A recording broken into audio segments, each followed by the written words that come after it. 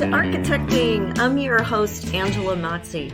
You made it. This is the landing pad for raw honesty about connecting your career with your purpose. I'm going to give you the tools you need to be an unapologetic advocate for yourself and others, because if you're here, you believe that the space we surround ourselves in matters, and you're committed to project by project building a better world for all of us. If you're with me, let's get architecting.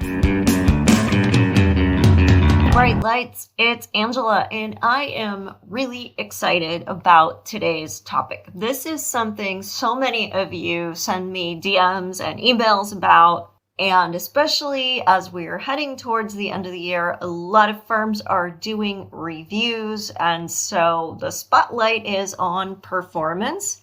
Therefore, the topic, of criticism.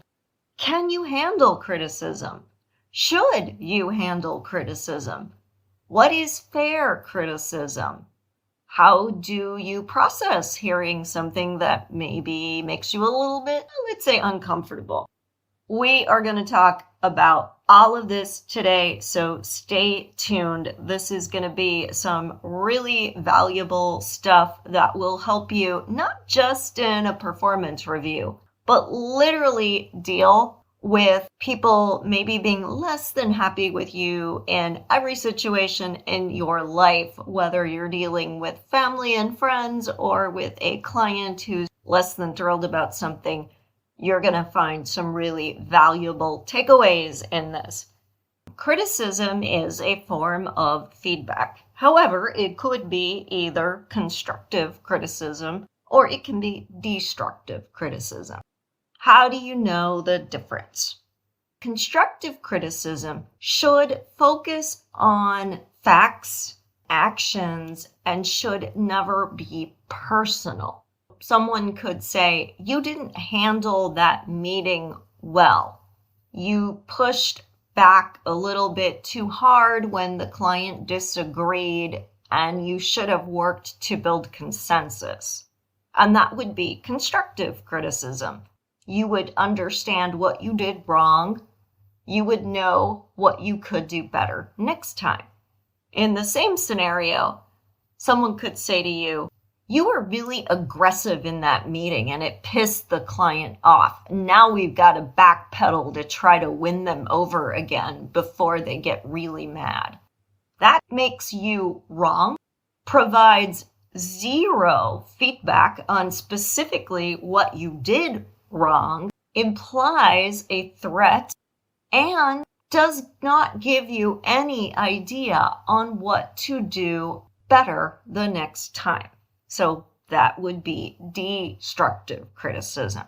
But now that we know the difference, let's focus on how you take criticism, because you could receive constructive criticism, but be so triggered by what you are hearing that you take it as destructive criticism.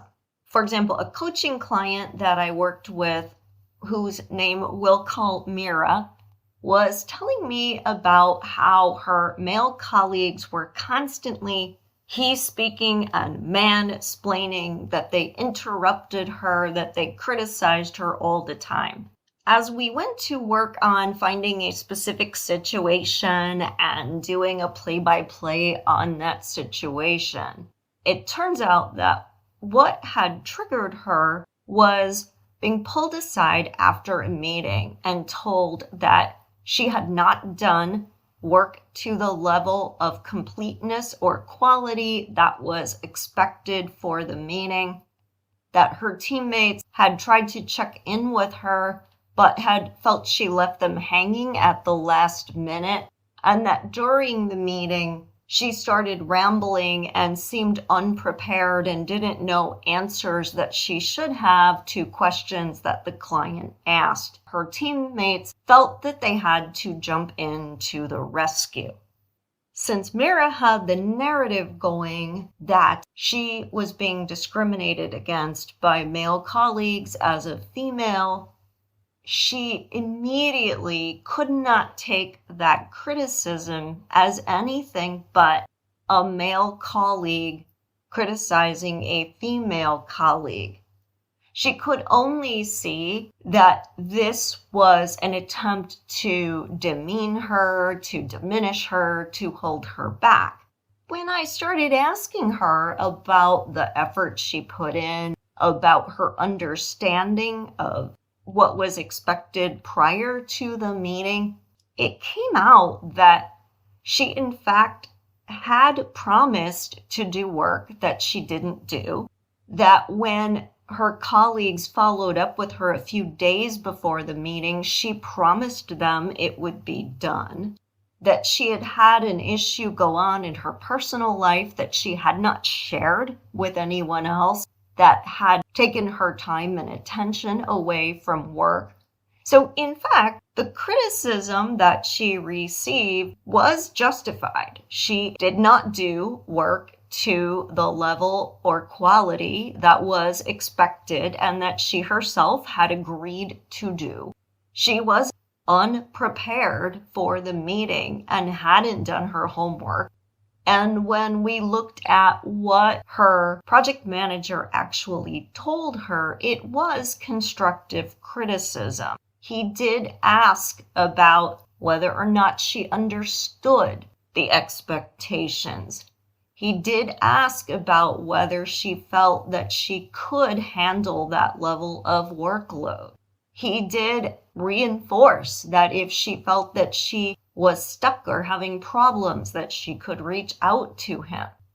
However, because of the narrative that Mira had set up, she took it as destructive criticism. She took it as an attack. It turns out that Mira had at one time worked for a very toxic boss who would pick at her and try to find fault as a means to avoid giving her raises every year. So when she would try to talk about what she did well, the boss would flip the script on that and poke holes in it.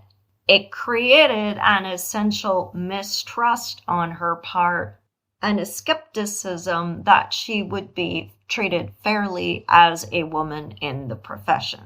And while it's great to be aware of whether you're treated fairly and not stay in toxic situations and to know your worth, you also have to realistically own it when you didn't do what you needed to do. But that belief that she would never be treated fairly was blocking Mira's own success and causing her to get triggered by anger, guilt, and shame when receiving constructive criticism.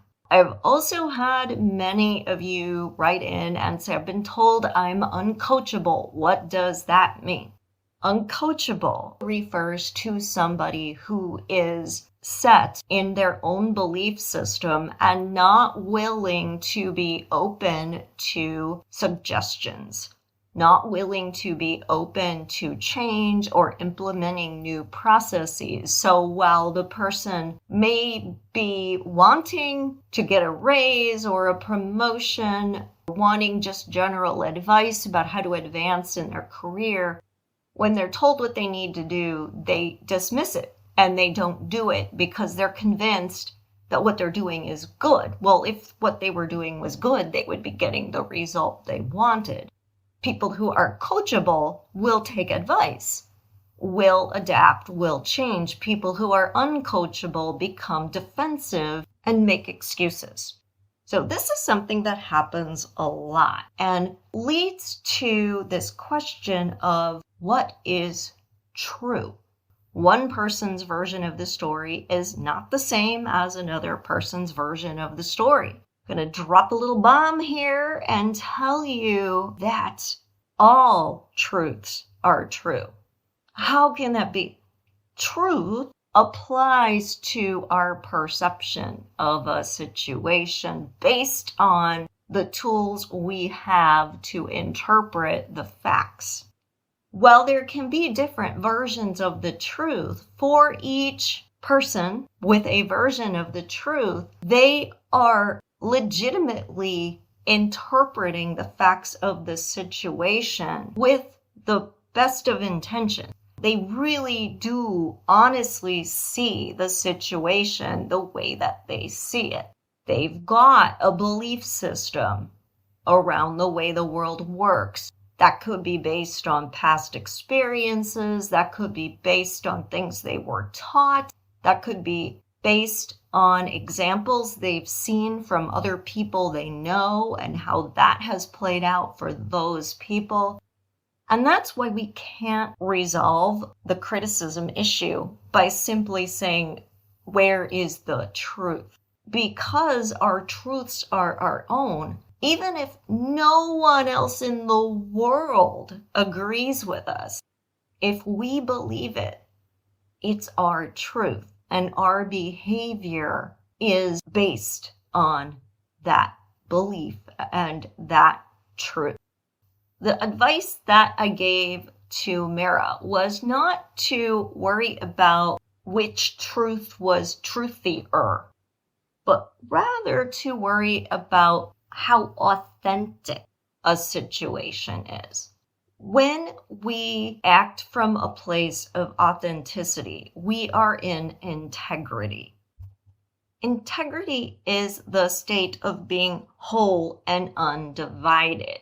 When we are in integrity, we have clarity about what we want, about whether or not an action makes sense for us, about committing to things that are a true yes for us, about being honest when we run into obstacles, about being willing to be vulnerable because we know what we don't know, and we understand that admitting that we are struggling is a sign of strength and leadership, not a sign of weakness.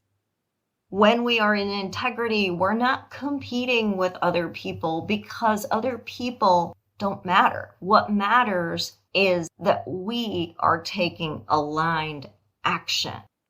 From that lens, Mira could see that she was not acting in integrity.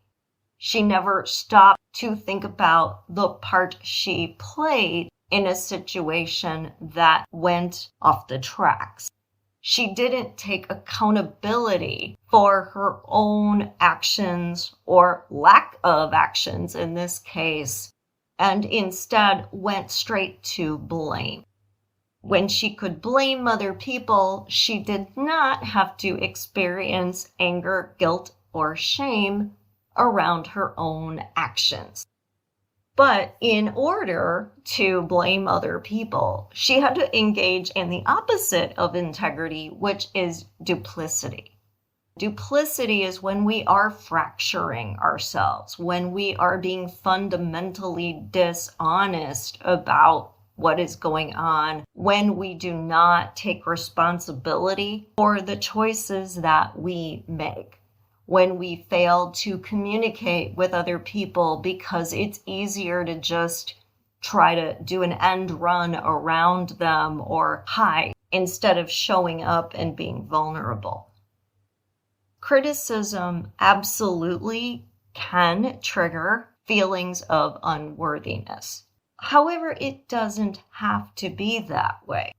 When we are triggered, we get stuck reacting instead of responding. So in the case of Mira, not only was she triggered at the point she received criticism, but she had been triggered for over a week before the meeting as she started to see herself less and less able to do what she had been assigned and had agreed to take on as part of the team's effort to prepare for a meeting. And she lied to herself because she kept thinking she could work later or do something over the weekend and catch up, and then found herself not able to. And the longer she procrastinated, the more blocked and stuck and emotional she felt. So it became a whole vicious cycle. While owning up to the fact that the criticism was justified is important, It's also important when we receive constructive criticism that we're actually able to make a change. And when we're triggered by it, we are not able to do that. And that's why when we start to feel anger, guilt, and shame, we have to look inward at what connections we are making from the past to what is going on in the present. Are we really angry at ourselves because we didn't do what we thought we were capable of? Do we feel guilty because we let other people down? Are we ashamed because we were called out for the thing that we did wrong that we were kind of hoping no one was gonna notice? Those are signs when you feel anger, guilt, and shame that you have swerved from integrity into duplicity. But you can fix it by being solution-oriented, by giving yourself grace, by saying, I could have done that better. I incorrectly made assumptions about what I could do, what other people would think, how other people would react. I'm going to make a different plan to do things in a different way. That's how you can learn from criticism and feel good about it. And actually say, thank you. Thank you for showing that to me. Thank you for communicating this to me.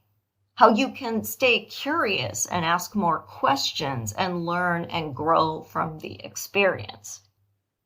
This is how you can check yourself to know whether you are having a reaction to constructive criticism as if it were destructive criticism. You can do an integrity reset. You can stop the anger, guilt, and shame spiral, and you can actually begin to think about positive changes you could make.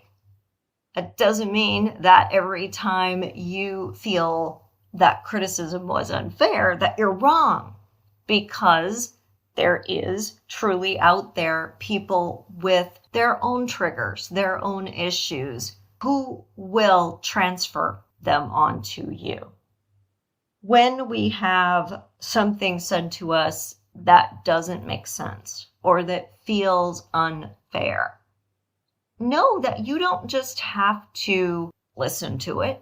You also don't have to defend yourself. What you need to do is ask more questions.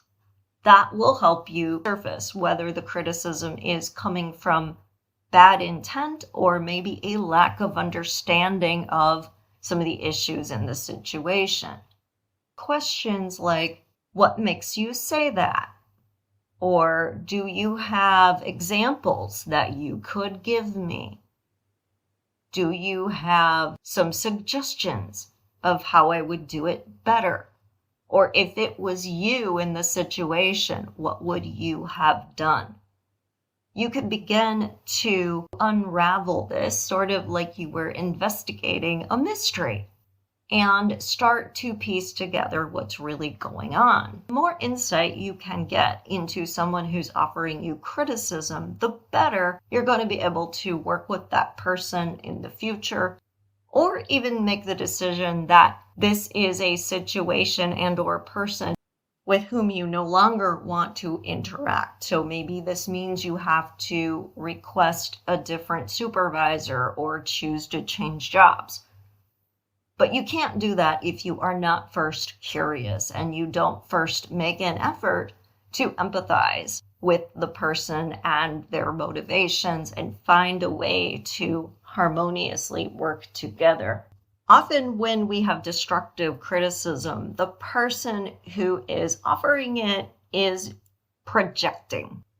Projection is a psychology term for a defense mechanism where someone will attribute their own doubts, misgivings, motives to another person so that they can defend themselves against the way that they are by denying that they're that way and instead accusing other people of being that way. If you notice that somebody is projecting, you will probably have a certain dissonance that the things they're saying to you don't make sense. For example, someone decides to leave the firm and your boss says, you didn't do enough to engage that employee when you collaborated with them all the time. Clearly, that criticism is a projection that the boss feels that they did not engage that employee well enough. And you know that that isn't true. Another example is if somebody has an unusually strong reaction to something that you say that is emotionally off the charts and doesn't quite seem reasonable. What they're offering as criticism is actually lack of confidence. Maybe they are jealous of you or feel threatened by you, so they are perceiving everything you do. And remember, all truths are true as being about them, even though it really is not. Another thing that you may encounter related to projection is when someone has incorporated something into their own identity. I had an experience one time with a boss who struggled to achieve a certification in his career. At the time, I did not know that. I only found it out later. And during a performance review, I expressed my own desire to pursue getting that certification. He immediately had to tell me how difficult it was and try to talk me out of it and basically say, you'll never get there. It was really difficult. You need to wait for many more years of experience before you will be ready. If you notice that you are being talked out of something and that criticism is coming at you in the form of implying that you don't have enough experience, that it's too hard, that you don't have the right skill set, in that case, you are hearing destructive criticism in the form of projection that comes across as constructive criticism because your own work ethic or personality traits were not criticized. It was your skill set or your experience level that was criticized. Perhaps you were told something like, it will take you 10 years of working in this area before you'll have the expertise. So it might feel like you were given a solution-oriented form of feedback. So this one is really sneaky. And what you have to listen for is ways that the person is putting their own experience onto you. You could say, at what point in your career did you pursue this? What made it so difficult? Could you offer me advice on how to prepare for this? And in asking those questions, you can begin to get to the bottom of the projection or whether this is truly something constructive. Most often, when someone tries to talk you out of something that is a growth-oriented type of action, it is destructive criticism, and it is them projecting their own struggles or insecurities onto you because they either feel threatened by you or they lack confidence in themselves and they're trying to hide behind what they've achieved and inflate how hard it is to get there so that you won't ever get there and match their achievement. The most important takeaway here when we talk about criticism is that you let go of what is not yours. Whether there's that anger, guilt, and shame response coming up about the situation, yourself, the cause and effect dynamic that's going on, If someone is projecting, don't let that trigger you. Know that it's not about you. If someone is legitimately treating you in a way that is unfair, ask questions. Get to the bottom of it. Seek out solutions, not expansion of problems. When you get to a solution, regardless of whether criticism was constructive or destructive, you remain in your own integrity. You have clarity. You know your next right action. Finally, get a second or even a third opinion. Ask other people how they view you, what they think are your strengths, what they think are your weaknesses. Have a trusted colleague who can be your sounding board. So after a meeting, you can say, let's do a plus delta on this. What should I have done more of? What should I change? Look for ways to get feedback from multiple sources so that when you do hear criticism, you have a much better context for knowing whether it is fair, constructive criticism about something you can work to improve, or whether it is coming from a different place and is something that you should question. Thanks so much for tuning in today. I know your time is valuable and you are super busy, and it means the world to me that you take some of it to listen to this content because it brings you value. Please share your insights with others who could benefit. Like, rate, and review this podcast. Share your feedback with me by tagging me on Instagram, Architecting Podcast, or leaving your thoughts on the Architecting page on LinkedIn. I love hearing from you. I love getting your questions. And I know that together we can really claim success on our terms and make a difference using our unique gifts and talents. Let's do this. Thank you for listening. You made it all the way to the end of the episode, which means you are committed to making yourself a priority so you can be empowered to do the work you were called to do in the world. How amazing is that? If you would like even more content just like this, please remember to subscribe so you never miss an episode. I would so appreciate it if you left an honest review too. Hey, I want you to know I'm here for you beyond the boundaries of this podcast. You could follow me on social media at Architecting Podcast or visit architectingpodcast.com to download some great free resources. Take care, everyone, and stay inspired.